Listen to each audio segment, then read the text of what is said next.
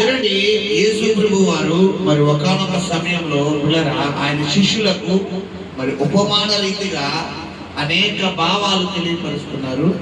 మరి అందులో ఒక ఉపమానము ఒక వ్యక్తి మరి కొన్ని లోకాశల నుండి, కొన్ని శరీరాశల నుండి, కొన్ని బలహీనతల నుండి, కొన్ని అపవాది క్రియల నుండి విడుదల పొందిన తర్వాత ఆ విడుదల పొందిన వ్యక్తి ఎవరైతే ఉన్నారో అతడు ప్రార్థనతో కానీ వాక్యముతో కానీ అతని హృదయములో కనుక నింపుకోకపోతే కలిగేటటువంటి అనర్థము, కలిగేటటువంటి నష్టం ఏదైతే ఉందో దాన్ని ఆయన ఈ ఉపమాన రీతిగా ఇక్కడ మనకి తెలియపరచడం జరుగుతుంది. హల్లెలూయా. ఇక్కడ గమనించండి, మనం ప్రారంభంలో చదువుకున్న రీతిగా అపవిత్రాత్మ ఒక మనుషుని వదిలిపోయిన తర్వాత మొట్టమొదటిగా విడిచిపెట్టాలి. అంటే అపవిత్రాత్మ ఒక మనిషిని ఎప్పుడు వదిలిపోతుంది చెప్పగలరా ఎవరైనా? ఒక వ్యక్తిని అపవిత్రాత్మ అంటే సైతాను ఎప్పుడు విడిచిపెట్టి వెళ్ళిపోతుంది? విడిచిపెట్టిన తర్వాత ఒకటి. రెండవది దేవుళ్ళో బాగా ఎక్కువ ఉన్న తర్వాత రెండవది చెప్పాలి దేవుడు గద్దించిన తర్వాత మూడవది అసలైన చెప్తులేదు చెప్పాలి. దేవునికి దగ్గరగా సాతానికి దూరముగా మారిపోయిన తర్వాత అపవిత్రాత్మ ఒక మనిషిని ఏం చేస్తారు పిల్లరా? విడిచిపెట్టేస్తారు. ఉదాహరణకు చూడండి, కొంతమందికి లోక స్నేహాలు ఉంటాయి. లోకంలో లోకాశలు, లోక సంబంధమైన వ్యక్తులతో పరిచయాలు, లోక సంబంధమైన స్నేహాలు, లోక సంబంధమైన అలవాట్లు. మీకు ఇంకా ఆలోచింప చేయాలంటే కొంతమందికి వివాహం అవ్వకముందు మ్యారేజ్ కాకముందు చాలా మందికి కొన్ని అపరిచితమైన అనవసరమైన పరిచయాలు ఉంటాయి. అంటే వారి యొక్క ఆ జీవితాన్ని పాడు చేసేటటువంటి పరిచయాలు అన్నమాట. వారి జీవితాన్ని పాపములోకి, లోకాశలోకి ఈడ్చుకుని వెళ్ళేటటువంటి పరిచర్యలు, ఆ పరిచయాలు అన్నమాట. అయితే ఎప్పుడైతే వీరికి వివాహం అవుతుందో ఈ వ్యవహారాలన్నిటికీ మీరు ఏం చేస్తారంటే స్వస్తి చెప్పేస్తారు. కారణం ఏంటి పిల్లరా? చెప్పాలి. వివాహం కాకముందు మనం ఇంటికి ఎప్పుడు వచ్చినా మన తల్లిదండ్రులు ఒకవేళ తిట్టినా కానీ మనం పట్టించుకుంటామా అంటే పట్టించుకో. కానీ వన్స్ వివాహం అయిన తర్వాత ఆటోమేటిక్ మనకు తెలియకుండానే ఈ యొక్క భర్త టైం సెన్స్ ఏమవుతుందంటే మారిపోతుంది. అప్పుడు దాకా రాత్రి 1 గంట 12, 2 గంటలకు వచ్చిన ఈ తల్లిదండ్రులు అంటూ రే టైంకి రారా అంటే ఫ్రెండ్స్ తో బయటికి వెళ్ళాను, సెకండ్ షోకి వెళ్ళాను, పార్టీకి వెళ్ళాను, అక్కడికి వెళ్ళాను, పెళ్లికి వెళ్ళాను అంటారు. బయట ఎలా ఉన్నా కూడా వన్స్ మ్యారేజ్ అయిపోయిన తర్వాత ఈ యొక్క వ్యక్తి ఆటోమేటిక్లీ ఎవరి కంట్రోల్లోకి వచ్చేస్తారంటే పిల్లరా? భార్య కంట్రోల్లోకి వచ్చారు. ఎందుకంటే ఇక్కడ ఈ మంటది ఉద్యోగానికి వెళ్ళేటప్పుడే, వ్యాపారానికి వెళ్ళేటప్పుడే, జీవనోపాధికి వెళ్ళేటప్పుడే సాయంత్రం త్వరగా రండి, లేదా బేగా రండి, లేదా మీకోసం వెయిట్ చేస్తాను. ఈ యొక్క బంధం ఎప్పుడైతే ఏర్పడతాదో ఆటోమేటికలీ ఈ వ్యక్తి బిఫోర్ మ్యారేజ్ ఎలా జీవించినా ఇప్పుడు ఆఫ్టర్ మ్యారేజ్ అంటే వివాహం తర్వాత దీని యొక్క విధి విధానాలు, దీని యొక్క ఆలోచన విధానాలు ఏమవుతాయి పిల్లరా? మారిపోతాయి. అయితే ఇక్కడ గమనించండి, మరి సంఘమును వధువుతో పోలిస్తే క్రీస్తు వరుడు. సంఘమును దీంతో పోలుస్తున్నాడు ఆయన వధువు. క్రీస్తు ఎవరమ్మా? వరుడు. అంటే మొదటి రాకడలో సంఘం అనే వధువును ఈయన నిశ్చితార్థం చేసుకున్నాడు. అంటే మన భాషలో నిశ్చితార్థం అంటే ఏంటి? హాఫ్ ఆఫ్ ది మ్యారేజ్ అయిపోయినట్టే. మీకు అందుకే ఎగ్జాంపుల్ చూపించాను. హాఫ్ ఆఫ్ ది మ్యారేజ్ అంటే వివాహానికి ముందు, అంటే నిశ్చితార్థం కాకముందు, అంటే నువ్వు దేవుడు అనే పెండ్లి కుమారుడిని, సంఘము అనే పెండ్లి కుమార్తె ఎంగేజ్మెంట్ అంటే నిశ్చితార్థం చేసుకోకమునుపు నువ్వు లోకములో ఎలా ఉన్నా గాని, నువ్వు శరీర బలహీనతల్లో ఎలా ఉన్నా గాని, నువ్వు అపవాది చేతుల్లో ఎలా ఉన్నా గాని, వన్స్ నీకు ఒక పురుషుడితో ఏమైపోయింది, ఎంగేజ్మెంట్ అయిపోయింది. వివాహం అంటే ఆల్మోస్ట్, ఎంగేజ్మెంట్ అంటే ఆల్మోస్ట్ ఏంటి, నిశ్చితార్థం అంటే వివాహంతోనే సమానం. ఇంకా పిల్లరా మరి ఆ కుమార్తెను ఈ పెళ్లి కుమారుడు వారి కుమార్తె అనిపించేసుకుంటారు. ఇంకా అమ్మాయికి పెళ్లి సంబంధాలు అంటే ఎక్కడ మొదలెడతారంటే ఇంకేం ఉండవు. దీని తర్వాత ఎంగేజ్మెంట్ తర్వాత పెళ్లి ఎప్పుడు పెట్టుకుంటాం, ఎక్కడ చేసుకుంటాం అని ఈ వ్యవహారాలు నడుస్తాయి. కానీ మళ్ళా పెళ్లి శుభ్రం ఎక్కుందామా అంటే ఇంకోసారి నాకు తనుగు తీరలేదు, మళ్ళా ఇంకోసారి పెళ్లి శుభ్రం పెట్టుకుందాం అనుకుంటున్నాం అని అన్నవాడు గుర్తున్నాడు, ఎవరో చేయడు. పిల్లలు గమనించండి. అయితే ఇక్కడ మొదటి రాకడలో యేసు ప్రభు వారి సంఘము అనే వధువు నిశ్చితార్థం అంటే వివాహం చేసేసుకున్నట్టే. ఇప్పుడు గమనించండి, వివాహ బంధము అనేది పిల్లరా ఎప్పుడైతే ఏర్పడతాదో ఆటోమేటికలీ ఈ వివాహానికి ముందు ఈ భర్త ఎటువంటి బంధకాలలో ఉన్నా, ఈ భార్య ఎటువంటి బంధకాలలో ఉన్నా, వివాహము తర్వాత వీరిరువులు ఏమొచ్చింది పిల్లరా, ఏమొస్తా చెప్పలే, మార్పు వచ్చేస్తుంది. అంతకు ముందు వరకు నా ఇష్టం అన్న ఈ యొక్క భార్య లేదా స్త్రీ ఇప్పుడు తన ఇష్టం ఎవరికి వెళ్ళిపోద్దంటే భర్తకి వెళ్ళిపోద్ది. అమ్మ నా ఇష్టం లేదు, మా ఆయన ఇష్టం. అప్పుడు దాకా ఈ భర్త అంటాడు నా ఇష్టం అన్న తిను ఇప్పుడు ఆటోమేటికలీ నా ఇష్టం వెళ్ళలేదు, నా భార్య ఇష్టం అంటాడు. అంటే ఇష్టాలు సైతం ఏమైపోతాయి పిల్లరా, మారిపోతాయి. ఇక్కడ గమనించండి, సంఘము అనే భార్య వరుడు అనే క్రీస్తును వివాహ వ్యవస్థకు దగ్గర అయిపోయే కొలది పిల్లరా మీకు మళ్ళీ అర్థమయ్యే భాష చెప్తాను. ఎప్పుడైతే నిశ్చితార్థం అవుతారో వెంటనే అమ్మాయికి అబ్బాయి దగ్గర నుండి పిల్లరా ఒక మంచి బహుమానం వస్తుంది. ఏంటా బహుమానం, అరవై చెయ్యి ఉంటుంది ఆ బహుమానం. ఏంటి చెప్పాలి, టచ్ ఫోన్, మళ్ళా మామూలు ఫోనా. ఎందుకంటే ఏం కాల్ రావాలి, వీడియో కాల్. ఈ కీప్యాడ్ ఫోన్లు దొరికైతే పూర్వకాలు ఏ ఫోన్లు ఇచ్చేవారంటే కీప్యాడ్ ఫోన్లు ఇచ్చేవారు పిల్లరా. ఇప్పుడు మరి అంతా 5G నెట్వర్క్ కాబట్టి పిల్లరా టచ్ ఫోన్ కాబట్టి సాధారణమైన అంటే పూట కూలికి వెళ్ళే వ్యక్తి పిల్లరా పెండ్లి చూపుకి వెళ్ళినా కూడా నిశ్చితార్థమైన మరుక్షణ ఏం కొనిచ్చేస్తారు, ఆవిడకి టచ్ ఫోన్ కొనిచ్చేస్తారు. కారణం ఏంటంటే వివాహ బంధం అనేది అంత స్ట్రాంగ్. మరి మొదటి రాకడలో క్రీస్తు కూడా మనకు కూడా ఒక టచ్ ఫోన్ ఇచ్చాడు. చెప్పగలరు ఎవరన్నా టచ్ ఫోన్? చెప్పండి, బైబిల్. అది అమ్మ టచ్ ఫోన్ అంటే అవునా నాకేం లేదు వేస్తే అనుకుంటున్నారేమో. హల్లెలూయా, మనకు కూడా టచ్ ఫోన్ ఇచ్చాడు ఆయన. ఆ టచ్ ఫోన్ చూడగానే ఆయన మనకు కనబడతాడు, మనం ఆయన కనబడతాడు. కానీ బాధ కలిగించే విషయం ఏంటంటే అందరూ టచ్ ఫోన్ వాడరు. ఇప్పుడు ఈ టచ్ ఫోన్లు ఎలా వాడమో పిల్లరా అందరికి పిల్లరా మా అభిలా ఉంది 6 సంవత్సరాలు ఆన్లైన్లోకి వెళ్ళిపోయి నాకు ప్రేయర్ రిక్వెస్ట్ వస్తుంటే చాలా మంది వాళ్ళు ఎవరెవరు ఏం పంపించారు అంతా అయినారు. రిప్లై ఇవ్వడం రాదు కదా, రిప్లై ఇవ్వలేదు. అవతల అనుకుంటారు పాస్టర్ గారు ఎన్ని రిప్లై ఇవ్వలేదు ఏంటి అనుకుంటారు. కొన్ని మెసేజ్లు అలా నాకు వచ్చి కూడా ఆగిపోతాయి.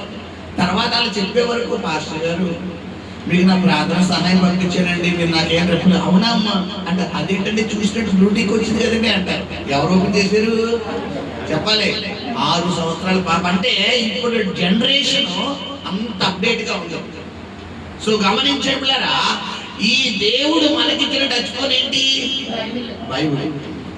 దీన్ని నువ్వు ఓపెన్ చేస్తే ఆయన పెళ్లి కుమారుడు నీతో మాట్లాడతాడు. ఇక్కడ అదే అన్నాడు, అపవిత్రాత్మట ఒక ఇంటిని విడిచిపెట్టిన తరువాత నువ్వు ఎప్పుడైతే క్రీస్తును సొంత రక్షకుడుగా అంగీకరిస్తావో, ఎప్పుడైతే ప్రార్థన చేయడం ప్రారంభిస్తావో, ఎప్పుడైతే వాక్యం చదవడం ప్రారంభిస్తావో, ఎప్పుడైతే వాక్యానుసారంగా జీవించడం ప్రారంభిస్తావో ఆటోమేటికలీ నీలో సాతాను ఉంటాడంటే ఉండడు, బయటికి పోతాడు. ఎందుకంటే చీకటికి వెలుగుకి పొత్తెక్కడ, దేవుడికి దెయ్యానికి సంబంధం లేదు, విశ్వాసకి అవిశ్వాసకి పొత్తెక్కడ. ఎప్పుడైతే నువ్వు ప్రార్థన క్రమముగా చేయడం ప్రారంభిస్తావో, వాక్యం క్రమముగా చదవడం ప్రారంభిస్తావో, వాక్యానుసారంగా జీవించడం ప్రారంభిస్తావో నీకు తెలియకుండా కానీ నీళ్ళు ఏమొచ్చిందంటే మార్పు వచ్చేస్తాయి. హల్లెలూయా, హల్లెలూయా. చార్లెస్ అగస్టిన్ అనే వ్యక్తి గురించి మరి గతంలో నేను మీకు తెలియపరిచాను. చార్లెస్ అగస్టిన్ అతడు ఒక భయంకరమైనటువంటి వ్యభిచారం అన్నమాట. ఎంత వ్యభిచారంటే పిల్లరా, అతడి వ్యభిచారం ఆ వ్యామోహంలో పడిపోయి ఒకానొక సమయంలో తన కన్న తల్లి చనిపోయినా కూడా చివరి చూపు కూడా చూడటానికి రాలేనటువంటి బంధకాలు ఉండిపోయాడు. చాలాసార్లు మీకు తెలియపరిచాను. అయితే గమనించండి, అటువంటి బంధకాలు ఉన్న వ్యక్తి మొత్తానికి తన తల్లి చనిపోయిన తర్వాత మరి భూస్థాపితం అయిపోయింది, ఆ కార్యక్రమాలన్నీ అయిపోయినాయి. ఆ తర్వాత ఒకరోజు తప్పదాగి పిల్లరా పడుతొలగుతూ ఇంటికి వెళ్ళాడు. తన తల్లి ఏదైతే ప్రార్థనా గది ఉందో ఆ ప్రార్థనా గదిలోకి వెళ్ళి పడిపోయిన సమయంలో దేవుడు ఆ వ్యక్తిని దర్శించాడు. హల్లెలూయా. దర్శించిన కొన్ని క్షణాలకి, కొన్ని రోజుల తర్వాత అతనిలో మార్పు వచ్చింది. ఇంకా నేను నా తల్లిని బతుకున్నంత వరకు ఎంతగానో బాధ పెట్టాను. నా తల్లి నన్ను ఒక సేవకుడుగా చూడాలన్న కోరిక ఉండేది నా తల్లికి. నా తల్లి ఆశను చనిపోయిన తర్వాత నా ఆత్మకు శాంతి రావాలంటే నేను ఏం చేయాలి? నెరవేర్చాలి. కాబట్టి నేను తప్పు చేశాను. ఇక నాకు ఆ జీవితం వద్దు. ఇక నాకు ఆ పాపముతో కూడిన, ఆ రోతతో కూడిన, ఆ వయస్సుదారుడితో కూడిన జీవితం నాకు వద్దు. నేను పూర్తిగా ఆ లోకపు జీవితాన్ని ఏం చేస్తానంటే విడిచిపెట్టేస్తానని చెప్పి తన వస్త్రధారణ మారిపోయింది. అప్పుడు దాకా టైట్ టీ షర్ట్లు, టైట్ జీన్ ప్యాంట్లు, టాన్ జీన్లు, టాన్ టీ షర్ట్ ప్యాంట్లు, పిల్లరా ఇంకా మంచి మంచి కలర్ఫుల్ గా హెయిర్ స్టైల్. పిల్లరా మంచి పిచ్చి గుళ్ళు వేసుకుంటారు తెలుసా మగవాళ్ళు? పిచ్చి గుళ్ళు తెలుసా మీకు? తెలుసా పిచ్చి గుడి ఎలా ఉంటుంది? ఇక్కడ ఇక్కడ ఇక్కడ ఇక్కడ ఇంత పొలంలో తీసి మొత్తం ఉంటాం. కొంతమంది కటింగ్ కూడా అలాగే ఇలాగే ఇలాగ ఇలా ఇలా ఇలా పిచ్చుకలు ఏమైనా చూస్తే ఆ గూడు మర్చిపోయి ఈ గుళ్ళోకి వచ్చేస్తాయి. ఆ గూడు మర్చిపోయి ఈ గుళ్ళోకి వచ్చేస్తాయి. కొంతమంది యవనస్తులు పిల్లరా ఎటువంటి పరిస్థితిలో ఉన్నారంటే ఎలా జీవిస్తున్నారో కూడా తెలుస్తలేదు. మొన్నటి దిన ఆకువీడి ప్రాంతానికి తోట నిమిత్తం వెళ్ళాను. ఒకరోడు జుట్టు ఇక్కడ దాకా పెంచుకున్నాడు. ఏంటి వెనకాల పెంచుకున్నా ఒక అర్థం ఉంది, ఎదురు కూడా పెంచుకుని అర్థమని ఇలా అంటున్నాడు. ఏదో అదే సినిమాలోని పిల్లరా ఏదో ఏ సినిమా అపరిచితురా అందరూ ఎలా అంటే కొంతమంది పిల్లరా నేను అలా ఎదురు కూర్చున్నాడు అనమాట. నా ముందే ఎన్నిసార్లు ఎలా ఎలా ఎలా ఎలా తిప్పుతున్నాడు. నేను అలా అబ్జర్వ్ చేస్తున్నాను. ఇంకెల్లా తిప్పుతుంది. ఒకసారి మెడ పట్టేసింది. అటు ఇటు చూస్తారు అందరూ. మా పక్కనోడికి నాకు నవ్వచ్చు అనుకున్నాడు మెడ పట్టేస్తారని. అండవే సరిపోతుంది, ఎదురుకు వచ్చేస్తున్నా అండవే. ఎందుకు కటింగ్ నుంచుకోవచ్చు కదా, వదులుతారా? స్టైల్ గమనించారా? మరి ఇటువంటి బలహీనతలు.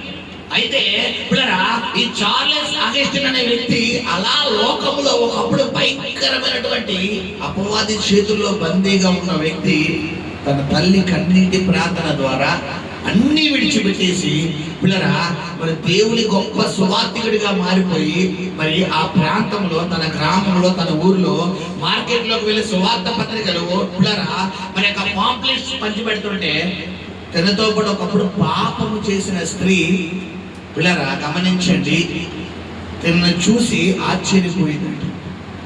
హాయ్ అగస్టిన్, నువ్వేంటి, నీ డ్రెస్సింగ్ స్టైల్ ఏంటి, నీ మాట ఏంటి, ఏంటి ఎంత మార్పు వచ్చింది నీలో అని చెప్పి, సర్లే ఇవన్నీ నాకు అనవసరం, మన ఇద్దరు కలిసి పాపం చేసి చాలా రోజులైంది, మన ఇద్దరు వెళ్ళి పాపం చేద్దామంటే అతడు అన్నాడంట ఆ కరపత్రిక ఇస్తూ, అమ్మా ఒకప్పుడు అగస్టిన్ అయితే నీతో వస్తాడు, కానీ ఇప్పుడు మారు మనసు పొందిన అగస్టిన్, ఇప్పుడు పాప క్షమాపణ పొందిన అగస్టిన్, చార్లెస్ అగస్టిన్, నిన్ను మరి నీలో నా తల్లిని చూస్తున్నానమ్మా, నా తల్లితో నన్ను వ్యభిచారం చేయమంటావా చెప్పు అని ఇతడు ఏమైపోయాడంటే ఆ వ్యక్తితో వెంటనే ముఖాముఖిగా మాట్లాడగానే ఆ వ్యక్తి చేసిన పిల్లరా అక్కడికక్కడ ఆ వ్యక్తి ఒప్పుకోలిపోయింది, ఆశ్చర్యపోయింది.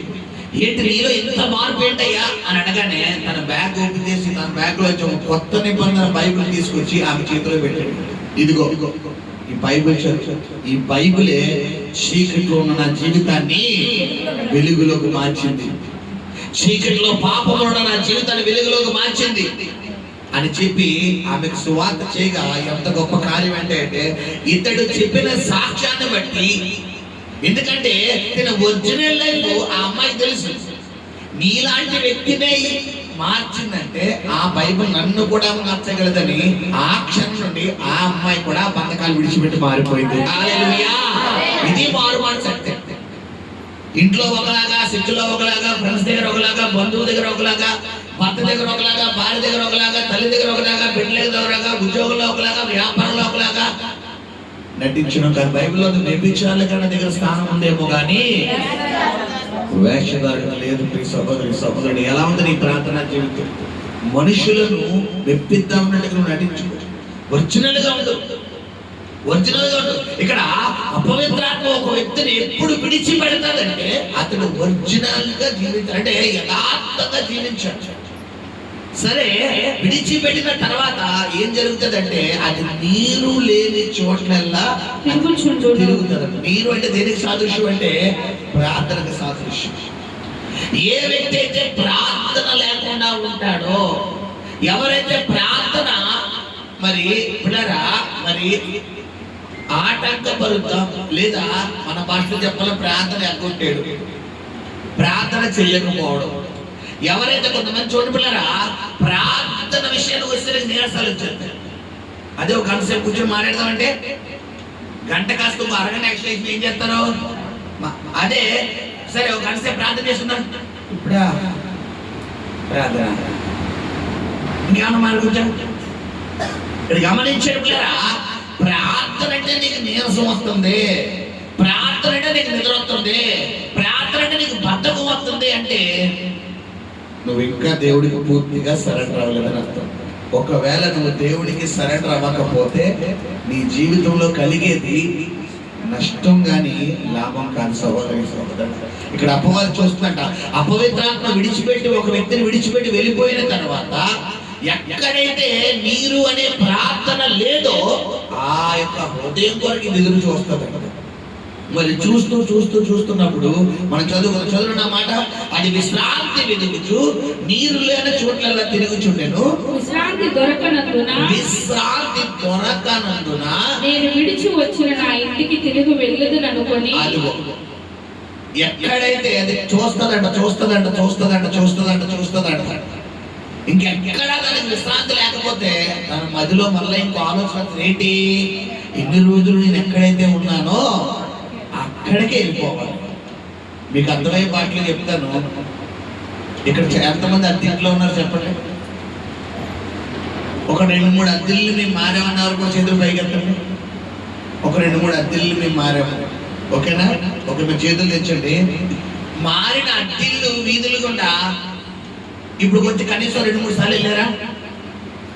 మారిన అద్దెలు రోడ్ల కింద ఆ వీధులు గుండా కానీ ఆ రోడ్ల గుండా కానీ వెళ్ళారా? వెళ్ళినప్పుడు మీకు తెలియకుండానే మీరు ఖాళీ చేసిన ఇంటి మీద మీ దృష్టి పడతాదా లేదా? మీకు ఆలోచన వచ్చిందా? మీరు ఏదైతే ఖాళీ చేశారో అది అందులో ఇప్పుడు మీరు లేరు.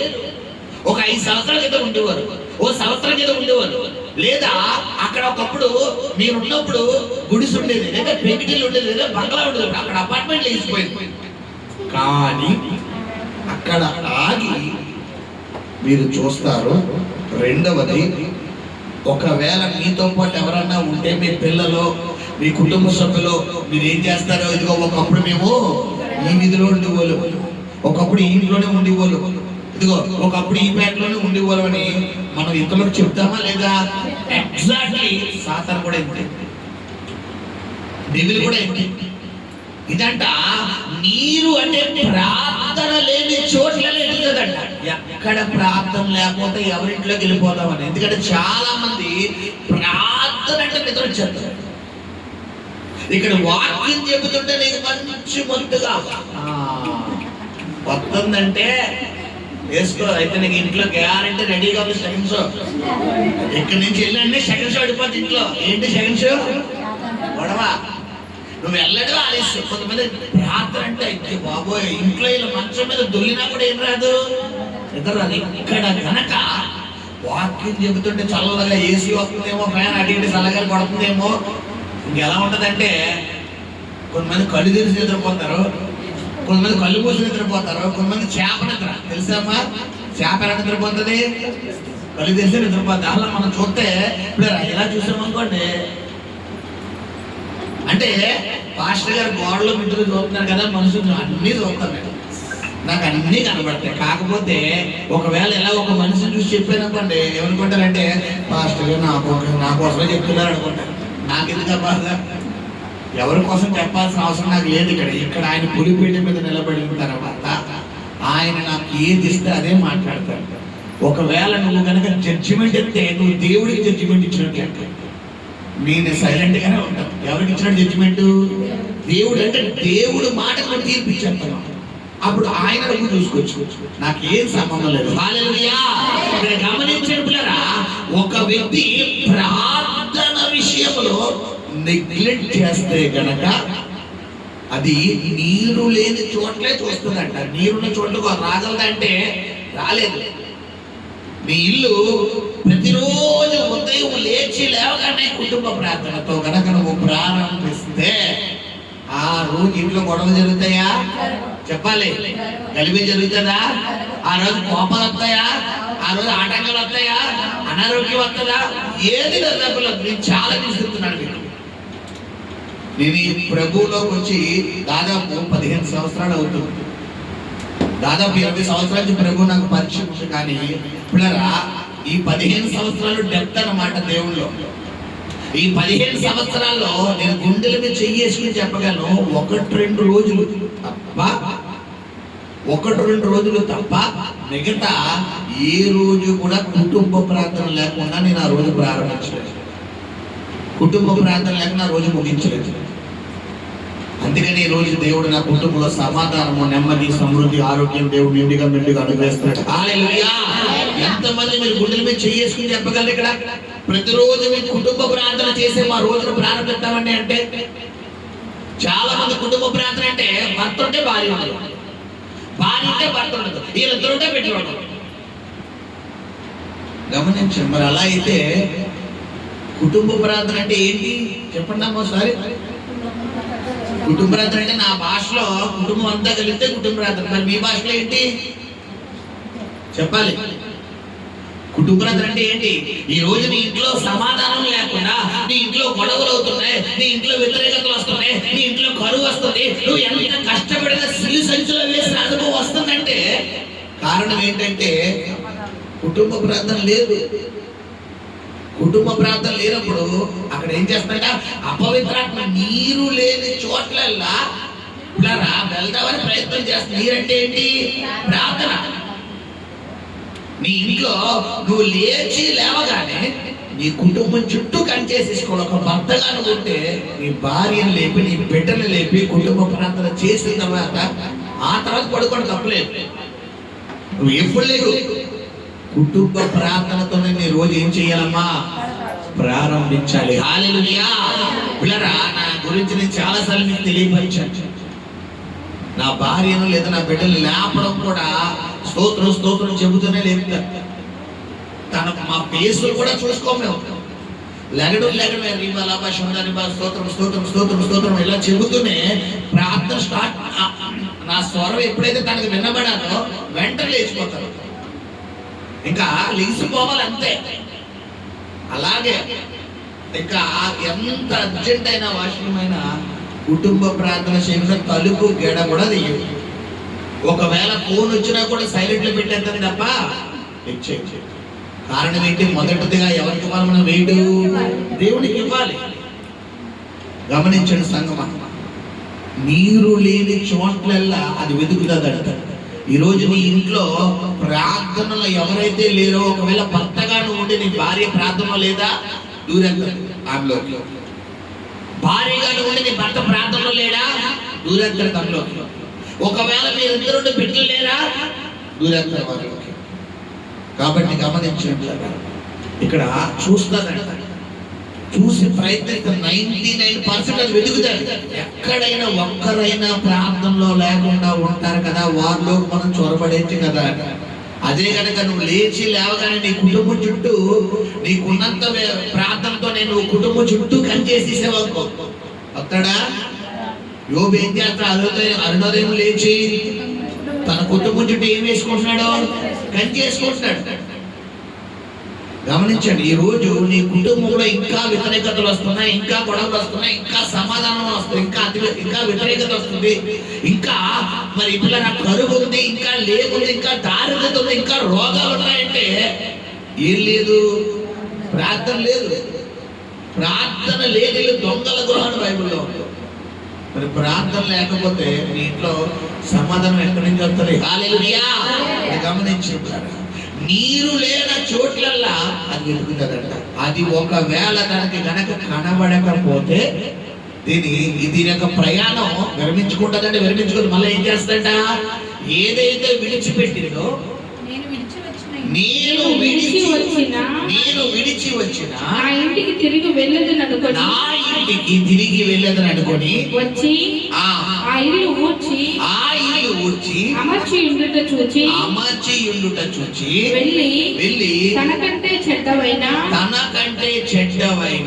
7 అపవిత్రాత్మలను వెంట పెట్టుకొని వచ్చును. ఊడ్చి అమర్చి ఉండడం అంటే ఏంటి చెప్పండి? ఊడ్చి అమర్చి ఉండడం అంటే ఏంటమ్మా చెప్పాలి? అది కాదు. ఊడ్చి అమర్చి ఉండడం అంటే నింపుకోవడం అయితే ప్రార్థన వాక్యంతో. ఇక్కడ ఊడ్చి అమర్చి ఉండడం అంటే ఇది ఈ వ్యక్తి విడుదల పొందాడు కానీ ఏం చేయడం లేదు చెప్పాలి? ప్రార్థన చేయడం లేదు. ఈ వ్యక్తి లోకం నుండి విడుదల పొందాడు, పాపం నుండి విడుదల పొందాడు, శరీరాశ నుంచి విడుదల పొందాడు, అపవిత్రాత్మ ఇతను విడిచిపెట్టి వెళ్ళిపోయింది. ఇతను హృదయం అంతా ఇప్పుడు ఎలా ఉందంటే ఖాళీగా ఉంది. ఊడ్చి అంటే అది ఖాళీగా ఉంది, ఇప్పుడు ఎంటీగా ఉంది. ఎంటీగా ఉన్న ఇతను హృదయాన్ని దేంతో నింపుకోవాలి? ప్రార్థనతో, వాక్యముతో. గమనించండి, మన ఇల్లు ఫ్రిడ్జ్, టీవీ, ఇంకా పిల్లల మంచం, ఇంకా ఇతర సామాగ్రితో నింపబడితే మనకి నిండుగా ఉంటుందా? ఓన్లీ ఒక సాప, ఒక తలగడ వేసుకుంటే నిండుగా ఉంటుందా చెప్పాలి? సామాన్లన్నీ ఎలా ఉండాలి? ఉన్నది చెందిళ్ళన్నా పెద్దలన్నా నిండుగా ఉండాలి. అలా నిండుగా ఉంటేనే మనకు కూడా చూడడానికి బాగుంటుంది. ఇప్పుడు నీ శరీరము అనే ఈ ఇల్లు కూడా ప్రార్థన, వాక్యము, పరిశుద్ధత, యథార్థత ఇలాంటి వాటితో ఏం చేయాలి? నింపుకోవాలి. ఇది ఏ వ్యక్తినైతే విడిచిపెట్టిందో ఆ వ్యక్తి వైపు తిరిగి తొమ్మిది వస్తుంది. అయితే ఆ వ్యక్తి ప్రార్థనతో లేకుండా, వాక్యముతో లేకుండా ఖాళీగా ఒకవేళ అతను హృదయం ఉంటే కనుక ఇది ఒకటే చొరబడుతుందా? దానికంటే చెడ్డమైన 7 దయ్యం. అంటే మీకు అర్థమయ్యే భాష చెప్తాను. మొదటిగా ఆ వ్యక్తికి పిల్లరా మరి తాగుడు అలవాటు ఉన్నాడు. ప్రార్థన చేసుకోగా, ఎవరో సేవకులు ప్రార్థన చేయగా, లేదా తన భార్య లేదంటే తన కుటుంబ సభ్యులు, తన తల్లిదండ్రులు ప్రార్థన చేయగా ఆ త్రాగుడు నుండి ఏం పొందిన వ్యక్తి విడుదల పొందాడు కానీ చర్చికి రావడం లేదు. చాలా మంది పిల్లరా ఆ బలహీనతలను మానేస్తారు కానీ ఏం చేయరు? ప్రార్థన చేయరు. ఇతరులు తాగుతులేదు, నేను మానేశానండి అంటారు. లేదండి, ఇంక నేను అలా లేని మానేసా ఓకే, కానీ నీ ఆత్మ ఎక్కడ ఉండాలి? దేవుడి సన్నిధిలో, కంచెలో ఉండాలి. ఎందుకంటే నీలో నుండి బయటికి వెళ్ళిపోయింది దానికంటే చెడ్డవైన మరి 7 దురాత్మలు. అంటే అప్పుడు దాకా ఈ త్రాగిన ఆత్మ, కొంతమంది త్రాగుడికి అలవాటు ఉంటారు, చాలా అఫీషియల్ గా తాగుతారు. ఎంత అఫీషియల్ అంటే వీళ్ళు తాగారన్న విషయం కూడా ఎదుటి వాళ్ళకి తెలియదు. అంటే స్మెల్ రాదు, చాలా ఫిట్ గా ఉంటారు పిల్లరా, చాలా అఫీషియల్ గా ఉంటారు. జాగ్రత్తగా కొంతమంది ఏం చేస్తారంటే పిల్లరా తాగేసి ఆ మందు షాపులో పడిపోతారు, లేదా రోడ్ల మీద అక్కడెక్కడ దిగుతారు, లేదా ఇంటికి వచ్చి శుభ్రంగా భార్య చక్కగా శుభ్రంగా రౌండ్ వేశారు, లేదా రోడ్డు వాళ్ళ కుటుంబ సభ్యులు తాగేసి ఏదైతే గొడవ జరిగిందో అవన్నీ రిపీట్ చేసుకుని సాయంత్రం ఇంటికి వెళ్ళక పెద్ద మరి ఏమంటారో సినిమా చేస్తారు. ఇది దురాత్మ. కొంతమంది ఏం చేస్తారంటే జాగ్రత్తగా ఏదైతే బాటిల్ ఉందో ఆ బాటిల్ ఇంటికి తెచ్చుకుంటారు, శుభ్రంగా స్నానం చేస్తారు, పిల్లరా శుభ్రంగా గ్లాసులు వేసుకుని తాగేసి గుడ్డు సొప్పులు లేకుండా పడుకుపోతారు. అంటే ఈ వ్యక్తి మొదటిగా పొందుకున్న దురాత్మ ఇదే. ఇది చెడ్డ దురాత్మ కాదు, దురాత్మలో కూడా మంచి దురాత్మలు ఉంటాయి. కొంతమంది తాగుతారు కానీ ఎదుటివాడిని ఏం చేయలేలో. ఒకవేళ పిల్లలు ఉంటే ఏం చేస్తారో, ఆ గదిలోకి వెళ్ళిపోరా, తలుపు తీయద్దంటారు. అంటే ఇది మంచిదే, ఇవే ఇతరులను ఇబ్బంది పెట్టదు. ఈ వ్యక్తిని అయితే నరకానికి తీసుకెళ్ళిపోతుంది కానీ ఎదురు వ్యక్తిని ఏం చేయదు, ఇది ఇబ్బంది పెట్టదు. ఇది మంచి దెయ్యమే. అయితే ఎప్పుడైతే ఈ వ్యక్తి ఈ దెయ్యం నుండి కూడా నేను విడుదల పొందుకోవాలని అనుకుంటాడో, ఈ దెయ్యం ఇప్పుడు ఈ వ్యక్తి మీద ఏం చేస్తుందంటే కక్ష పెట్టుకుంటాడు. కక్ష పెట్టుకుని నా మట్టికి ఏదో నేను ఒక్కడనే నేను తాగనెత్తు, ఏ ఫ్రెండ్స్తో నువ్వు తాకో, నువ్వు ఒక్కడవే తాగు, ఏ ఫ్రెండ్స్తో నువ్వు వెళ్ళకు, నువ్వు ఒక్కడవే తాగు, నువ్వు ఒక్కడవే తిరుగు, నువ్వు ఒక్కడవే చేసుకో అని నేను ఇన్ని రోజులు నీ ఒక్కడనే నేను చేస్తే నన్ను ఎల్లగొడేస్తావా అని ఇప్పుడు ఇది ఖాళీ చేసిన తర్వాత తొంగి చూస్తుందంట. ఒకవేళ ఈ వ్యక్తి కనుక ఆ దురాత్మ చోత తాగడం మానేసి విడుదల పొంది ప్రార్థన చేయడం మానేడు, వాక్యం చదవడం కనుక ప్రారంభించకపోతే ఇది ఏం చేస్తారంటే దానికంటే చెడ్డవై. అంటే ఇప్పుడు చెప్పాను కదా, కొంతమంది ఎక్కడ పడిపోతారు, రోడ్ల దగ్గర బార్ షాపుల దగ్గర పడిపోతారు, ఆ స్పిరిట్ కూడా వస్తారు. రెండోది స్మగ్లింగ్, అంటే ఇప్పుడు డ్రగ్స్, అదొక దురాత్మ. మూడోది గుట్కాలు, ఇంకా తర్వాత వ్యభిచారం, తర్వాత బూతులు మాట్లాడటం, కొట్టడం, తిట్టడం. ఇంకా అంతకు ముందు ఈ వ్యక్తిలో ఒకటే బలహీనత ఉండేది, ఇప్పుడు ఎన్ని వచ్చినాయి, 7+1 మొత్తం ఎన్ని, 8. ఇదంతటికీ కారణం ఒకటి ఉంది. ఏంటది చెప్పాలి. అపవాది విడిచిపెట్టి వెళ్ళిపోయిన తర్వాత ఆ వ్యక్తి ఇల్లు ఎలా ఉండకూడదంట. ఇల్లు అంటే దేనికి సాదృశ్యం ఇక్కడ, హృదయం. హృదయం వాక్యంతో నింపమని చెప్పడానికి అదే కారణం. ఇక్కడ మంగళవారం, శుక్రవారం, ఆదివారం 2 పూట్ల ప్రార్థన పెట్టి మీరు ప్రార్థనకి రండి రండి రండి రండి అని మీరు రాకపోతే ఫోన్లు చేసి మిమ్మల్ని ఇక్కడికి రప్పించి కూర్చోబెట్టి మీకు ప్రార్థన చేయండి, వాక్యం చేయాలని చెప్పడానికి కారణం ఏంటంటే వీటన్ని ఎఫెక్ట్లు ఎవరికి ఉంటాయంటే మీకు ఉంటాయి. కాబట్టి ప్రార్థనలో ఉండమని తెలియపరచదు. ఎందుకంటే చాలా మందికి ఇది తెలియదు. ఇది తెలియక చాలా మంది అనుకుంటారు, నా భర్త పెద్ద సైతానండి, నా భార్య పెద్ద సైతానండి, నా బిడ్డలు పెద్ద సైతాను. బైబిల్లో చెప్పేసి 6:12 పిల్లరా మనం పోరాడుతున్నది మనుషులతో. నీ భర్త నీకు సైతాను కాదు, నీ భార్య నీకు సైతాను కాదు, నీ బిడ్డలు నీకు సైతాను కాదు, నీ అన్నదమ్ములు నీకు సైతాను కాదు, నీ తల్లిదండ్రులు నీకు సైతాను కాదు. ఎవరు మనకి సైతాను? అపవాది గారు, దురాత్మ శక్తులు. ఎవరెవరంటే ఆకాశ మండలం అందున్న దురాత్మలు, వాయుమండల అధిపతులు, ప్రధానులు, లోకనాథులు, దెయ్యాలు. ఇవి మనల్ని బాధపరిచాయి, కృంగదీర్చాయి. అయితే మరి ఎలా అయితే నా భర్త సైతాను కాకపోతే మరి ఎందుకంటే బాధ పెడుతున్నాడు, నా భార్య సైతాను కాకపోతే ఎందుకంటే నా మాట వినడం లేదు అని అడిగితే, నీ భార్య లేదా నీ భర్త లేదా నీ బిడ్డ లేదా నీ అన్న లేదా నీ చెల్లి లేదా నీ అక్క, నీ తమ్ముడు, నీ తల్లి, నీ తండ్రి, నీ యజమానుడు, నీ తోబుట్టువ, నీ సహోదరుడు కాదు. కానీ వారి చోటు ఇవ్వడం వల్ల ఈ వ్యక్తి వాళ్ళకి ఏం చేస్తుంది, చొరబడి ఈ వ్యక్తి ద్వారా ఆ వ్యక్తిని ఏం చేస్తుందంటే సోచుతారు. మీకు అర్థమయ్యే మాటలు చెప్తాను. ఫర్ సపోజ్ చూడండి, దివ్య ఎలా రామా నిలబడి అక్కడ అక్కడ ఒక దెబ్బ కొట్టు, కొట్టు. ఇప్పుడు ఈ కుమార్తె కొట్టిందా, కొట్టమన్నానా చెప్పాలి. దీనంతా తను కూర్చుంది, నేను లేపి ఏం చేసాను. ఇప్పుడు నేనే అమ్మవద్దు అనుకోండి, నేను ఈ అమ్మాయిలో చొరబడి ఏం చేశాను ఈ అమ్మాయిని. ఇప్పుడు ఈ అమ్మాయి ఆ అమ్మాయిని ఊరికనే కొడతా, అమ్మాయి ఊరుకుంటుందా? ఇప్పుడు శ్రద్ధగా ఆలోచించండి. నేను డైరెక్ట్గా ఈ అమ్మాయిని కొట్టగలనా? ఎందుకు? నాకేం లేదు, శరీరం లేదు. ఇప్పుడు దివ్యాలోకి చొరబడి దివ్యాలో నుండి వైశ్యులు కొట్టు కొట్టు కొట్టు పర్వాలేదు, ఊరికనే కొట్టు, ఎటకాలని కొట్టు అని చెప్పి ఎలా కొట్టి ఏ అమ్మాయిని అడ్డపడతామని ఈ అమ్మాయి కొట్టు. నేను జాయిగానే కొట్టిన నన్ను ఎందుకంటే కొట్టావు అంటే రెండు కొడతావు. అసలు నువ్వు నన్ను ఎందుకు కొట్టావు? నేను 4 కొడతావు. నేను 4 కొడతావు, నాకు 5 ఎందుకు కొట్టావు? నీకు 6 ఇచ్చేస్తాను అని చెప్పి 6. వీళ్ళందరూ జుట్టు పట్టుకునే లోపు ఎంత మ్యాటర్ అయిపోతే చెప్పండి. వీళ్ళిద్దరూ కొట్టుకుంటే ఈ పక్కనుండి ఇంకా కొట్టు, 4 కొట్టు, 5 కొట్టు. అది ఇప్పుడు సమాధానంగా ఉన్న వీళ్ళ గృహం ఏమైపోతుంది? ఒకసారిగా గొడవలతో, వ్యతిరేకతలతో ఎడమొహం పెడమొహం అయిపోయింది. ఇప్పుడు ఇక్కడ మామూలుగా వైశ్యు ప్రార్థన చేసుకుందాం అనుకుంటారు, మామూలుగా దివ్య ప్రార్థన చేసుకుందాం అనుకుంటారు. ఇప్పుడు వైశ్యు మనసులో ప్రార్థన వస్తుందా? దివ్య మనసులో ప్రార్థన వస్తుందా? కారణం ఏంటి? గొడవ.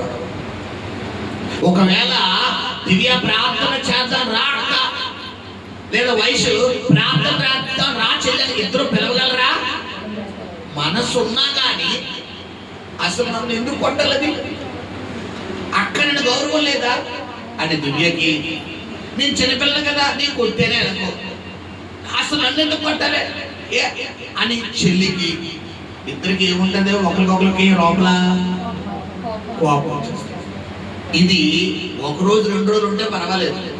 బైబిల్ చెప్తుంది కోపపడు, కానీ నీ కోపం ఎలా ఉండాలంటే సూర్యోదయం నుండి సూర్యాస్తమయం. ఒకవేళ ఉదయం గొడవ అయితే సాయంత్రానికి కేలు కథం దుకాణం బంద్. అంటే ఏంటి? మొత్తం వదిలేది. అలా కాకుండా గనక నువ్వు గనక ఏమన్నా చేసావా, ఆ కోపము పాపానికి దారితీస్తుంది. తద్వారా నీకు రావాల్సిన ఆశీర్వాదాలు ఒక 1 వీక్ ఎక్కడికి వెళ్ళిపోతుంది, 1 నెల ముందుకు వెళ్ళిపోతుంది, 1 సంవత్సరం ముందుకు వెళ్ళిపోతుంది. ఇప్పుడు నువ్వు రావాల్సిన ఆశీర్వాదానికి నువ్వు పొందుకుంటున్నావు, రేపే పొందుకుంటున్నావు, రేపే నువ్వు ఆశీర్వదించబడుతున్నావు, రేపే నువ్వు సాక్ష్యం చెప్తున్నావు, రేపే దేవుని కార్యం పొందుకుంటున్నావు. ఊరుకుంటాడా? ఇప్పుడు వీళ్ళిద్దరికీ ప్రేమ చాలా ఉందనుకోండి, ఇద్దరు అక్క చెల్లి అనుకోండి, ఇద్దరికి ప్రేమ చాలా ఉంది. ఒకరంటే ఒకరు. దివ్యకి ఏమన్నా ఉంటే వైశ్యుకి పెడుతుంది, వైశ్యుకి ఏమన్నా ఉంటే దివ్యకి పెడతాడు. వీళ్ళిద్దరి ప్రేమని వాడు చుట్టూ ఊరుకోగలదా? ఏం చేస్తాడో మధ్యలో అగ్గుమూలేసి దివ్య అనుకోకుండా ఈ అమ్మాయిని పడతాడు. ఈ పాప వెళ్ళి ఆ పాప, ఇద్దరికి మధ్యలో ఏమొచ్చింది? ప్రేమ కాస్త మంట అయిపోతుంది. ఇప్పుడు ఈ అమ్మాయి అప్పుడు దాకా అక్క చెల్లి ఆడుతూ పాడుతూ పని చేస్తాను, అప్పుడు తగ్గాలా పాటలు పాడు. ఇప్పుడు దాంతో నాకు మాటలేవు, నాకు దాంతో మాటలేవు, నేను దాంతో మాట్లాడేది నీ మొహన చూపించు. ఎట్ని చెడిపోయిందండి. మనమేమనుకుంటాం చెప్పండి? మనమేమనుకుంటాం మనుషులుగా? అదేంటమ్మా అక్కసలు అలా కొట్టుకుంటున్నారు అనుకుంటాం. ఇంతకే వీళ్ళిద్దరికి లింకప్ పెట్టింది ఎవడో? నువ్వు ఈ సత్యం తెలుసుకున్నావనుకో, నువ్వేం చేస్తావంటే, ప్రభువా నా అక్కలో ఉన్న దురాత్మలని యేసు నామములో, నా చెల్లిలో ఉన్న దురాత్మని యేసు నామములో వెంటనే బంధించగానే, ఇప్పుడు అక్క వచ్చి చెల్లికి, చెల్లి సారీరా మొన్న నేను కొట్టాను కదా అంట. వెంటనే చెల్లి వచ్చి అంటది, అక్క నేను కూడా సారీ అక్క, నీ ముందు నేనే కొట్టాను అక్క. ఇప్పుడు ఈడు పక్కన నెత్తి మీద ఏం వేసుకోవాలి? తడిగొట్టి వేసుకోవాలి. కొంతమంది ఆడికి వేసుకునే అవకాశం ఎవరు వేసేసుకుంటారో? మేమే వేసేసుకుంటాం రా బాబు, నీకెందుకు, నీకు ఆ బాధ ఎందుకు అని వీళ్ళు వేసుకుంటారు. మీకు తెలియని రహస్యం ఇది, గమనించండి. నీ భర్త నీకు విరోధి కాదు, నీ భర్తకు నువ్వంటే చాలా ప్రాణం. నీ భార్య నీకు విరోధి కాదు, నీ భార్యకి నువ్వంటే చాలా ప్రాణం. నీ తల్లి నీకు విరోధి కాదు, నీ తల్లి అంటే నీకు చాలా ప్రాణం. నీ తండ్రి నీకు విరోధి కాదు, నీ తండ్రి అంటే నీకు చాలా ప్రాణం. నీ బిడ్డ నీకు విరోధి కాదు, నీ బిడ్డ అంటే నీకు చాలా ప్రాణం. కానీ వారంటే నీకు కోపం వస్తుంది అంటే ఎక్కడో నువ్వు సాతానికి చోటించు. కాబట్టి అపవాదంట నీరు లేని చోట్లల్లా తిరుగుతుంది. నువ్వు ఎక్కడో సాతానికి చోటు ఇవ్వడం వల్ల నీ ఇంట్లో గొడవ జరిగింది. ఎక్కడ అపవాదానికి చోటించావు? నీ మాట ద్వారా, నీ చూపు ద్వారా, నీ తలపుల ద్వారా, నీ ఆలోచన ద్వారా, నీ భావోద్రేకాల ద్వారా, నీ క్రియల ద్వారా. ఇంకో మాట చెప్పి ముగిస్తాను. ప్రభురాత్రి భోజనం ఇవ్వాలి కాబట్టి రేపే నువ్వు ఆశీర్వాదం పొందుకోబోతున్నావు అన్నప్పుడే ఈ రాత్రి ఏమేసేస్తాడంటే నీకు రౌండ్ వేసాడు. ఇప్పుడు దీన్ని బట్టి ఇంకా ఎలా ఉండాలి మనం? చెప్పాలి, కానీ జాగ్రత్తగా ఉండాలి. మీకు అర్థమైన భాష చెప్తాను. రేపే పబ్లిక్ ఎగ్జామ్. ఈరోజు సెకండ్ షోకి ఎవడన్నా వెళ్తాడా? చెప్పండి అమ్మా. అలాంటి తెలివైన వాళ్ళు ఉంటే మీ కాళ్ళకి నేను పాదాలు వందనం చేస్తాను. రేపే పబ్లిక్ ఎగ్జామ్. కొంతమంది అలాంటి ప్రబుద్ధులు కూడా ఉన్నారు. మన ఎవరో గారు తమ్ముడు చెప్పాడు, పిల్లరా పాలిటెక్నిక్ ఎగ్జామ్కి వెళ్ళండి, ఆడ బాహుబలి సినిమా స్టోరీ రాసాడంట. ఈ కుర్రోడేమో క్వశ్చన్స్ అన్ని రాస్తే ఈ కుర్రోడికేమో 35 మార్కులు 31 మార్కులు పడితే ఆ కుర్రోడికి ఎన్ని పడ్డాయి? 35 మార్కులకి 13 14 పడ్డాయి. అవతలోడికి 22 మార్కులు పడ్డాయంట. మరి సార్ ఎలా లెక్కలేదు, ఎలా చేసాడో తెలియదు. మరి బాహుబలి స్టోరీ ఆయన అవతలైన ప్రభాస్ ఫ్యాన్ లా ఉంది పిల్లరా. అంటే అది నిజమా అబద్ధమో తెలియదు, కానీ అవతలోడు చెప్పుండొచ్చు. ఎందుకంటే కొంతమంది ఎటకాలని చెప్తారు కదా, నేను స్టోరీ రాశాను అని. ఇంతనే ఆన్సర్లో రాస్తాడు, కానీ కొంతమంది చెప్తారు. అంటే కొంతమంది పిల్లరా, రేపే నా కార్యం పొందుకోబోతున్నాను, రేపే నేను ఆశీర్వాదం పొందుకోబోతున్నాను అని నువ్వు రెడీ అయిపోతావు. ఎడతాడు ఈ నైట్కి ఇంట్లో సెకండ్ షో. నేడే చూడండి బాబు, మీ అభిమాన థియేటర్లో 2 ఆటలు. మన చిన్నప్పుడు వచ్చింది కదా వీధిలో రక్ష, గుర్తుందమ్మా? నేడే చూడండి మీ అభిమాన థియేటర్లో 2 ఆటలు. పొద్దున్న ఆట, సాయంత్రం ఆట. ఇప్పుడు మధ్యాహ్నం మ్యాట్ని బెనిఫిట్స్ రెండో ఆట ఆడతారు రాత్రి నీకు ఇంట్లో. కరెక్ట్గా 11 గంటలకు స్టార్ట్ అవుతుంది. పొద్దున దాకా రీల్ ఆడుతానే ఉంటుంది. ఆడతానే కరెక్ట్గా పొద్దున్న అయ్యేసరికి దేవుడి దగ్గర నుంచి రావాల్సిన ఆశీర్వాదం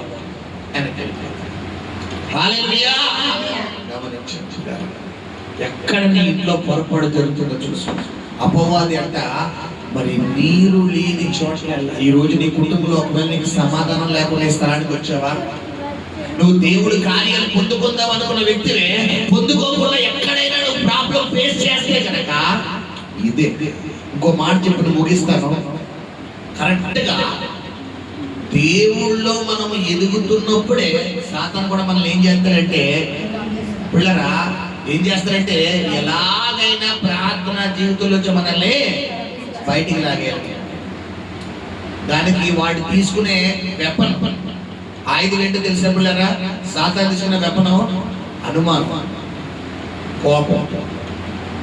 నువ్వు దేవుళ్ళో ఎదుగుతున్నప్పుడు, నువ్వు దైవంలో ఎదుగుతున్నప్పుడు వాడు నిన్ను వాడుకుని నీ ద్వారా నిన్ను దైవ భక్తులోంచి బయటికి లాగాలి, ప్రార్థనా జీవితంలోంచి బయటికి లాగాలి, ఆత్మీయతలోంచి బయటికి లాగాలి అన్నప్పుడు నిన్ను వాడుకునే విధానం ఏంటంటే అనుమానం. ఉదాహరణకు తోమ, యేసు ప్రభు వారు తిరిగి లేచిన తర్వాత మరికొద్ది రోజుల్లో తోమ అపోస్తులతో పాటు ఒక అపోస్తులుగా వాడబడవలసిన వ్యక్తి. కానీ పిల్లరా, ఆ 12 మందిలో ఒక ఇస్కరియోతు తప్పిపోయాడు. ఇంక ఎంతమంది ఉన్నారు? 11 మంది. 11 మందిలో 10 మంది ఏమో యేసు ప్రభు వారు తిరిగి లేచి ఉన్నప్పుడు తోమ అక్కడ లేడు. ఈ 10 మంది శిష్యులు చెబితే, అంటే మరికొద్ది రోజుల్లో ఇతను ఆశ్చర్యమైన కార్యాలు చూడబోతున్నాడు, ఇతను కూడా ఒక అపోస్తులుగా ఉండబోతున్నాడు అన్న టైంలో సాతాను ఇతనిలో చొరబడి ఏం పెట్టాడు? అనుమానం. ఏమంటాడు? అనుమానం వచ్చి ఏమంటాడు? ఆయన వేగు కొట్టిన ఆ చేతి రంధ్రంలో నేను వేలి పెట్టి చెయ్యాలేదమ్మా, చెయ్యాలి. నేను వేలి పెట్టి చూడాలి, అప్పుడు నమ్ము. అంటే కొంతమంది కూడా ఎలాగ చేస్తారు. ఎంత కృప కలిగిన దేవుడు అంటే తోమ దగ్గరికి వచ్చి, తోమా నా గాయాలలో వేలు పెట్టినా అన్నాడు. హల్లెలూయా. కారణం ఏంటో తెలుసా? ఆ తోమా గారి ద్వారా ఈరోజు భారతదేశానికి ఏమొచ్చింది? సువార్త. ఆ తోమా గారు కనుక లేకపోతే వెంటనే తోమ అక్కడ ఏమైపోయాడు? ఒప్పుకోలిపోయాడు. ప్రభువా నేను తప్పు చేశానయ్యా, ప్రభువా నిజంగా నువ్వు చెప్పు తిరిగి లెగిస్తానని నా యొక్క తోటి స్నేహితులు చెప్పినా కూడా నేను నమ్మలేకపోయానయ్యా. ఒకవేళ ఈరోజు దేవుని కార్యం పొందుకోవడానికి రెడీగా ఉన్నావేమో, సాతాను నీ హృదయంలో అనుమానమైన విత్తనం వేస్తున్నాడు. రెండోది పిల్లరా, రెండోది ఏం చెప్పాను మీకు పిల్లరా? కోపం. నువ్వు రేపే దేవుని కార్యం పొందుకోబోతున్నావేమో, ఈ రోజు నీలో ఏం పెడతాడో? కోపం. బైబిల్ నరుని కోపము దేవుని నీతిని నెరవేర్చచ్చు. కోప్పడి అది కోప్పడకుడి, అది పాపమునకు కారణమైపోతుంది. పాపము ద్వారా వచ్చే జీతం మరణం. కయ్యను హేబేలు మీద కోపడడానికి గల కారణం ఏంటమ్మా? హేబేలు ఏమన్నా కయ్యను కొట్టాడా? చెప్పండి అమ్మా, తిట్టాడా? పోనీ ఏమన్నా ఇద్దరికి ఏమన్నా వ్యతిరేకత మనస్పతులు ఉన్నాయా? కారణం ఒకటే, ఏంటి? దేవుడు హేబేలు మరి అంగీకరించాడు. ఇప్పుడు ఒక విధంగా మన మాటలో చెప్పాలంటే కయ్యనికి ఎవరి మీద కోపం రావాలి? దేవుడి మీద కోపం వచ్చి పిల్లరా దేవుడితో విరోధం పెట్టుకోవాలి కాదు కూడదు అనుకుంటే దేవుడిని అడగాలి. నిలదీసి, ప్రభువా నా తమ్ముడు బలెందుకు అంగీకరించో, నా బలెందుకు అంగీకరించి అడగాలి. అడిగితే దేవుడు క్లారిటీ ఇస్తాడా లేదా? ఇస్తాడు. కానీ కయ్యను అడిగాడా? తమ్ముడి మీద ఏం పెట్టుకున్నాడు? ఈ రోజు నీ ప్రార్థన దేవుడు ఆలకించలేదు. నీ కుటుంబంలో మరి నీ యొక్క కుటుంబ సభ్యుల ప్రార్థన ఆలకిస్తున్నాడు, నీ ప్రార్థన ఆలకించలేదంటే అంతే, దేవుడు నిన్నే ఆశీర్వదిస్తాడు. నువ్వు ప్రార్థన చేస్తేనే ఇతను మాకెందుకు ఇస్తాడు అంటున్నావా? నీలో ఒక కయ్యనాత్మ ఉంటుంది. ఎందుకంటే చాలా మంది అంటారు, నీకే వస్తాయిలే అమ్మా, మీరే బాగుండండి, మేమే పోతాం, మీరే బాగుండి అని వీళ్ళు ఆశీర్వదించినట్టు ఏం చేస్తారో శపిస్తారు. గమనించు సహోదరి సహోదరుడు, కయ్యను దేవుణ్ణి అడగతే దేవుడు తక్షణం కయ్యలో ఉన్న పొరపాటు చెప్పేవాడు. కానీ కయ్యను దేవుణ్ణి అడగలేదు. ఎవరి మీద కోపం చూపించాడంటే మొదటిగా పగ పట్టాడు. ఆ పగ కాస్త ద్వేషంగా మారిపోయింది. ఆ ద్వేషం కాస్త కోపంగా మారిపోయి కక్షగా మారిపోయి కొట్టి చంపేసి పిల్లరా కప్పెట్టేసి. ఇది చూసిన దేవుడు పిల్లరా అడిగే లోపులోనే ఈ హేబేలు రక్తం ఎవరికి మొరపెడుతుందంట? దేవుడికి మొరపెడుతుంది. ఇప్పుడు దేవుడు అడుగుతున్నాడు, కయ్యనో నీ తమ్ముడు ఎక్కడా అన్నాడు. ఏమంటే నీ తమ్ముడు ఎక్కడా అని దేవుడు మాట్లాడుతున్నాడు అంటే కయ్యనుకు ఒక అవకాశం ఇచ్చినట్ట కాదా? చెప్పండి అమ్మా. ఇస్కరేతు యూదా మరి కొద్దిసేపట్లో యేసు ప్రభువుని అప్పగిస్తున్నాడని తెలిసి కూడా మీలో ఒకటి రాత్రి నన్ను అప్పగించబోతున్నాడని చెప్తుంటే కారణం ఏంటి? ఫైనల్ గా ఇంకో అవకాశం ఎవరికి ఇచ్చాడు? యేసయ్య యూదాకి ఇచ్చాడు. కానీ యూదా అందరూ అన్నట్టుగానే నీనా ప్రభు అంటే నీనా ప్రభు అంటే ఇస్కరేతు యూదా తీసుకురావు నువ్వు అన్నట్టే అంటాడు ఆయన. అంటే అక్కడ నువ్వు అని కూడా అంటాడా? అక్కడ కూడా ఏమిస్తున్నాడు? అవకాశం ఇస్తున్నాడు. ఈరోజు ప్రభు నీకు అవకాశం ఇస్తున్నాడు. ఇప్పుడైనా విడిచిపెట్టు. ఆ కోపాన్ని మానే, ఆ అనుమానాన్ని మానే, ఆ యొక్క అవిశ్వాసం మానే. దేవుడు కార్యం చేస్తానంటే ఎందుకు వస్తుంది అవిశ్వాసం? గుడ్డువాడైన భర్తలో ఆయన దగ్గరికి వచ్చినప్పుడు దావీదు కుమారుడు దాటిపోకయ్యా అని ప్రార్థన చేస్తాడు. ఆ కేక ఆలకించిన ఆయన వెంటనే నిలిచి నేను నీకేమి చేయకూర్చున్నాను అన్నాడు. నేను చూపు పొందకూర్చున్నాను అయ్యా అనగానే వెంటనే అతని కండ్ల మీద చేపెట్టి ప్రార్థన చేయొచ్చు కదా. కానీ ఆయన ఏమంటున్నాడు? నేను స్వస్థపరచగలనని నువ్వు నమ్ముచున్నావా అన్నాడు. ఆ నమ్ము అయితే నీ విశ్వాసం చొప్పునే కలుగుగా. ఒకవేళ ఈ గుడ్డోడు నాకు మెల్లకొని వచ్చినా చాలు అనుకోండి. మెల్లకొని తెలుసా ఎలా ఉంటుందో? ఈ బ్రదర్ని చూస్తున్నా కూడా ఇటేపు గీతలు చూస్తున్నట్టు ఉంటుంది. ఇదేంటి బ్రదర్తో మాట్లాడితే బ్రదర్ ఈ పాపం చూస్తున్నారేంటి అని. అంటే కారణం ఏంటి? మెల్లకొని.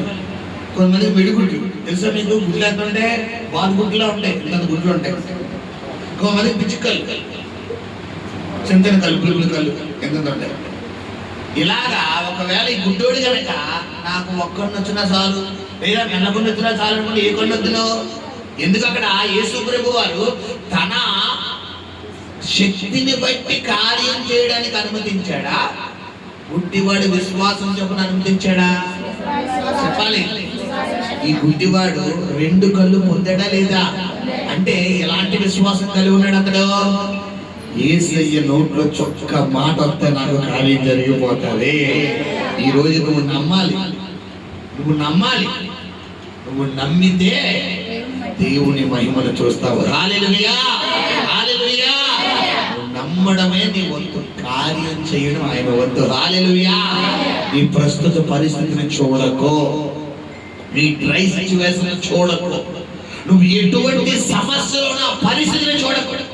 జీవము కలిగిన నేను నీకు ప్రకటిస్తున్న సజీవుడని యేసయ్యను మాత్రం చూడు. ఆయన రంగ ప్రవేశం చేస్తే అన్ని కూడా అద్భుతాలే అద్భుతాలు. హల్లెలూయా, హల్లెలూయా. నిన్నే నమ్ముకున్నాను, నీ వంటి వారు లేరయ్యా. నిన్నే నమ్ముకున్నాను, నీ వంటి వారు ఎవరయ్యా. నిన్నే నమ్ముకున్నాను, నీ వంటి వారు ఎవరయ్యా. అద్భుతం చేయమయ్యా నా జీవితంలో, నిన్నే నమ్మియున్నాను యేసయ్యా. అద్భుతం చేయమయ్యా నా జీవితంలో, నిన్నే నమ్మియున్నాను యేసయ్యా. నిన్నే నమ్మియున్నాను, నీ వంటి వారు ఎవరయ్యా. నిన్నే నమ్ముకున్నాను, నీ వంటి వారు ఎవరయ్యా. నిందలు అవమానాలు సహించుకుంటూ నీ వెన్నెల నీడనే ఆశ్రయించాను. నిందలు అవమానాలు సహించుకుంటూ నీ వెన్నెల నీడనే ఆశ్రయించాను. నిన్ను నమ్మి నడవక చేసావని, నిన్ను నమ్మి నీ కరముపై దృష్టి ఉంచినానయ్యా. నీ కరముపై దృష్టి ఉంచినానయ్యా. అద్భుతం చేయమయ్యా నా జీవితంలో, నిన్నే నమ్మియున్నాను యేసయ్యా. అద్భుతం చేయమయ్యా నా జీవితంలో, నిన్నే నమ్మియున్నాను యేసయ్యా. నిన్నే నమ్ముకున్నాను, నీ వంటి వారు ఎవరయ్యా. హల్లెలూయా. మనం ఏం చేయాలమ్మా? నమ్మాలి. నా దేవుడు తప్పకుండా నాకు అద్భుతం చేస్తాడు, తప్పకుండా నన్ను స్వస్థపరుస్తాడు, తప్పకుండా ఈ కార్యం నేను పొందుకుంటాను అని నువ్వేం చేయాలమ్మా?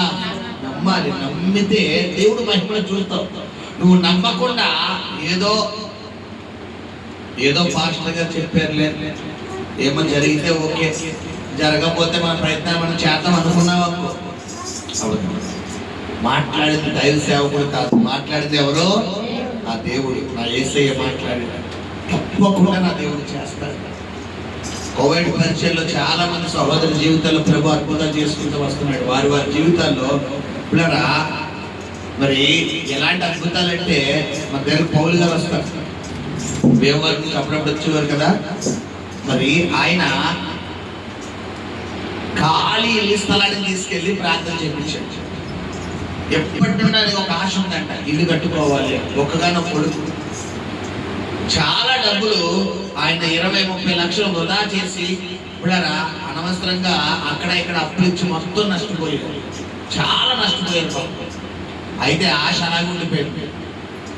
ఒకరోజు మన దగ్గరికి వస్తున్న శ్రీలంక వారి గృహంలో పిల్లరా మరి పాలకొల్లులో పిల్లరా అర్ధగట్ల అనే ప్రాంతానికి వెళ్ళి ప్రార్థన చేసినప్పుడు 3 సంవత్సరాలు మరి పునాదులు వేసి పిల్లరా మరి స్లాబ్ వేయకుండా ఓన్లీ బిల్డర్స్ లేపేశారు. పునాదులు వేసి బిల్డర్స్ లేపేశారు. ఇంకా పిల్లరా గోడ కూడా కట్టలేదు, స్లాబ్ వేయలేదు, అసలు ఇల్లు కంప్లీట్ అవ్వలేదు. 3 సంవత్సరాలు అలాగే ఆగిపోయింది. ఇల్లు ప్రారంభిద్దామంటే ఏదో ఒక ఆటంకం వచ్చిందండి. అలాంటి గృహానికి ప్రభు ఆ కుమార్తె చెప్పడం ద్వారా ఆ ప్రాంతానికి వెళ్ళి ప్రార్థన చేసి తైలం చల్లి బంధించడం ద్వారా పిల్లరా మరి 3 సంవత్సరాల్లో ఆగిపోయిన గృహం 3 నెలల్లో దేవుడు గృహాన్ని కంప్లీట్ చేశాడు. హల్లెలూయా. అప్పుడు ఆ పాలకొల్లు ప్రాంతానికి ప్రార్థన చేయడానికి వెళ్ళినప్పుడు ఈయన కూడా అక్కడికి వచ్చారు. ఈయన కళ్ళ ముందు ఆ కార్యం చూశాడు. చూసి అనుకున్నాడు, ఎలాగైనా అయ్యగారు మా పేవర ప్రాంతం తీసుకెళ్ళి నా గృహంలో ప్రార్థన చేయించుకోవాలి, నా గృహం కొరకు ప్రార్థన చేయించుకోవాలి. 2 సైట్లు చూపించాడు ఆయన. ఫస్ట్ సైట్ అడుగు పెట్టినప్పుడు ప్రభు నాకు చక్కని గృహం చూపించాడు. అన్నా ఇక్కడే మీరు గృహం కడతారన్నా, మంచి గృహం కడతారు అని ప్రభు మాట్లాడాడు. ఇంకా రెండో గృహానికి ఇంకా రెండో సైడ్కి వెళ్ళలేదు, వెళ్ళకుండానే ప్రభు చూపించాడు. వెంటనే నమ్మారు. పిల్లరా ఇంకా రెండో మాట లేదు, అయ్యగారికి దేవుడు చూపించాడు ఇక్కడే అని చెప్పి నేను వెళ్ళి ప్రార్థన చేసిన ఒక 1 or 2 weeks లో నేను మళ్ళీ ఆయన ఫోన్ వచ్చింది ఏంటంటే అయ్యగారు శంకుస్థాపన ప్రార్థనకి రండి అని. హల్లెలూయా. కరెక్ట్ గా శంకుస్థాపన ప్రార్థనకి వెళ్ళి మరి వచ్చేసిన తర్వాత పిల్లరా ఎంత గొప్ప కృప అంటే మరి ఈ నెలాఖరికి గృహప్రవేశం పెట్టేసారు. హల్లెలూయా. వస్తారు ఈ 22 తారీఖున మన సంఘానికి వచ్చి మన సంఘం అందరికీ ఆహ్వానిస్తారు. సంఘం అందరికీ ఆహ్వానించి అయ్యగారు నేనే కాలుతో వాహనం పెట్టుకుంటాను మరి చెప్తారు, ముందుగానే వచ్చే ఆదివారం నేను నా భార్య వచ్చి చెప్తాను అయ్యగారు అని సంఘం అంతటినీ ఆహ్వానిస్తానన్నాడు. హల్లెలూయా. కారణం ఏంటి? నమ్మడం. నువ్వు దేవుడి దగ్గరికి వస్తున్నప్పుడు దేవుడి మీద ఏముండాలి? నీకు నమ్మకం ఉండాలి. నువ్వు నమ్మకం లేకుండా నువ్వు కార్యాలు పొందుకోవడం నీ వల్ల కాదు. నమ్మకం రావాలంటే నువ్వు ఎక్కడ ఉండాలి? ప్రార్థనలో కూర్చోవాలి. నువ్వు ప్రార్థన చేస్తే నీకు దేవుడి మీద నమ్మకం వస్తుంది. నువ్వు ప్రార్థన ఉండదు, వాక్యం ఉండదు, వాక్యానుసారమైన జీవితం ఉండదు, దేవుడిని వెతకడం ఉండదు, నువ్వు ఇలా లోకంలో బంధకాల్లో పరిగెడితే మంచి దినాల్లో ఉన్నావు అనుకుంటే నీ పొరపాటు అంతే. ఏ దినాల్లో ఉన్నా మనం? రాకడ దినాల్లో. ఈ ఫలంగా రాకడ వచ్చేంత తెలుసా? ఎప్పుడు వద్దని తెలియదు. రాకడ సూచనలు భయంకరంగా ఉన్నాయి బయట. అక్కడక్కడ యుద్ధాలు, భయంకరమైనటువంటి పోరాటాలు, రాజ్యాల మీదకి రాజ్యాలు, ప్రభుత్వాల మీదకి ప్రభుత్వాలు. ఇప్పుడారా భయంకరమైన వరదలు చూసారా? జపాన్ గురించి టీవీలో చూస్తున్నారా? ఇప్పుడారా ఒక 1 month లో 1000 సార్లు భూకంపం వచ్చింది. చూసుకోండి. జూన్ నెలలోని 1000 సార్లు వచ్చిన భూకంపం. 1000 సార్లు. 2-3 సార్లు ఇప్పుడు సునామీ రావడం కూడా రెడీగా ఉంది. గమనించండి. ఒక క్షణం చాలు మనం గతించిపోవడానికి. గమనించండి. అందుకే ఇదే రాకడ దినం, ఇదే అనుకూల సమయం, ఇదే రక్షణ దినం, ఇదే ఇంత గొప్ప రక్షణ నువ్వు ఏం చేయకూడదు అంటున్నాడు. నిర్లక్ష్యం చేయకూడదా? తర్వాత మారుదాంలే, తర్వాత విడిచిపెడదాంలే, ఇంకా ఎంజాయ్ చేయాలి. ఇప్పుడు కాకపోతే ఇప్పుడు ఎంజాయ్ చేస్తావు, ఇప్పుడు కాకపోతే ఇప్పుడు లోకల్లో ఉంటావు, ఇప్పుడు కాకపోతే ఇప్పుడు ఎంజాయ్ అని గనక నువ్వు తిరిగావా నీవు అపవాదికి చోటు. గమనించుకుంటున్నాను. 10 మంది కన్యకులు పెండ్లి కుమారుని ఎదుర్కోవడానికి వచ్చారు. 5 సిద్ధుల్లో ఏం లేదు. 5 సిద్ధుల్లో ఏముంది? ఈరోజు బుద్ధి గల కన్యకలా ఉంటావా? బుద్ధి లేని కన్యకలా ఉంటావా? బుద్ధి లేని కన్యకలను ఉంటే కనుక రాకలను ఎత్తబడకపోతే నీ అంతా దురదృష్టవంతులకు ఎవరు ఉండరు. ఎప్పుడైనా చెప్తాను అసలు రాకడంటే ఏంటి, రాకడలో ఎత్తబడితే ఏం లాభాలు, విడవబడితే ఈ నష్టాలు అనేది ఒక మంచి సబ్జెక్ట్ నా దగ్గర ఉంది. ఎప్పుడైనా టైం తీసుకుని చెప్తాను. హల్లెలూయా. ప్రకటన గ్రంథం చదివితే మీకు అర్థమవుతుంది అసలు రాకడంటే ఏంటి, దేవుడు రాకడ ఎలా ఉంటుంది అనేది. హల్లెలూయా. కాబట్టి గమనించుకున్నారు. ఎక్కువ దేవుడికి వేయటం అంటే ఒకటే ఈరోజు వాక్యం. అపవాది నీరు లేని చోట్లలో ఏం చేస్తుందట? ఎదుగుతారు. ఈ రోజు నీరు అంటే ఏమని చెప్పాను? ఈ వాక్యం వెళ్ళేంత వరకు ఇప్పుడు దాకా నీ జీవితంలో ఏముందంటే ఇప్పుడరా మరి ప్రార్థన లేదు. ఈ రోజు నువ్వు ఏం ప్రారంభించాలి? ప్రార్థన ప్రారంభించాలి, వాక్యం ప్రారంభించాలి. హల్లెలూయా. దేవుడి కొద్ది మండలిలో దీవించి ఆశించి నడిపించును గాక. ప్రార్థన. పరిశుద్ధము నమ్మకం కనికరము కలిగిన ప్రియపరలోకపు తండ్రి, నీ పరిశుద్ధ పాదాలకు లెక్కలేని మహిమ ఘనత ప్రభావాలు రప్పిస్తున్నాం నాయన. అయా నీ వాక్యం ద్వారా మీరు మాతో మాట్లాడిన విధానాన్ని బట్టి వందనాలు చెల్లిస్తున్నాం నాయన. ఇప్పుడు ప్రతి బిడ్డకి దీవెన కలుగును గాక, ఆశీర్వాదం కలుగును గాక, అద్భుతం జరుగును గాక. నీ కృపతో నింపమని, తోడే ఉండమని, సహాయం చేయమని వేడుకుంటూ కృతజ్ఞతలు చెల్లిస్తున్నాయన. యేసు నామములో ప్రార్థించి వేడుకుని పొందుకుని ఉన్నాము తండ్రి. ఆమేన్.